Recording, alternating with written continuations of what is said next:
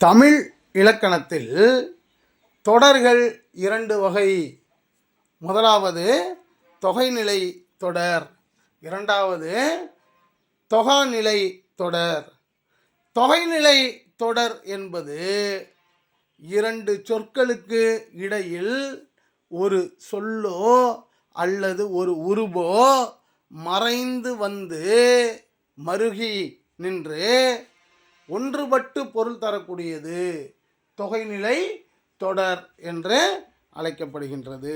அதன் கூற்றின் அடிப்படையில் தொகைநிலை தொடர் 6 வகைகளாக பகுக்கப்பட்டிருக்கின்றது. வேற்றுமை தொகை, வினைத்தொகை, பண்பு தொகை, உவமை தொகை, உம்மை தொகை, அன்மொழி தொகை என்ற 6 வகைகளாக தொகைகள் பகுக்கப்படுகின்றன. அவற்றுள் வேற்றுமை தொகை என்பது வேற்றுமை உருபுகள் 6 ஆகிய ஐ, ஆள், கு, இன், அது, கண் போன்ற வேற்றுமை உருபுகள் மறைந்து வந்து பொருள் தருவது வேற்றுமை தொகை எனப்படும். மரம் வெட்டினான் என்பதில் மரத்தை வெட்டினான் என்கின்ற இரண்டாம் வேற்றுமை உருபான ஐ என்னும் உருபு மறைந்து வந்து பொருள் தருகின்றது. இரண்டாவதாக வினைத்தொகை காலம் காட்டும் இடைநிலை மற்றும் பெயரச்ச விகுதி மறைந்து வரக்கூடியது வினைத்தொகை.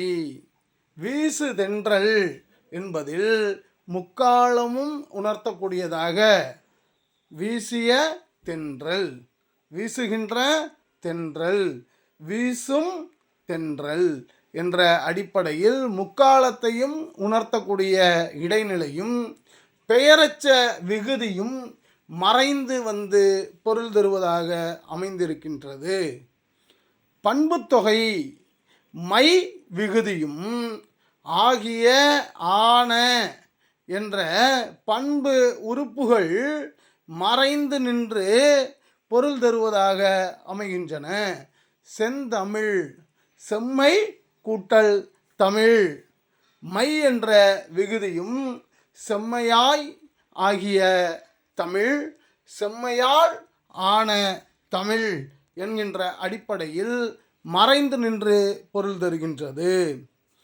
உம்மை தொகை ஓமை தொகை ஓம உருபு போன்ற என்ற உருபு மறைந்து வந்து பொருள் தரக்கூடியது.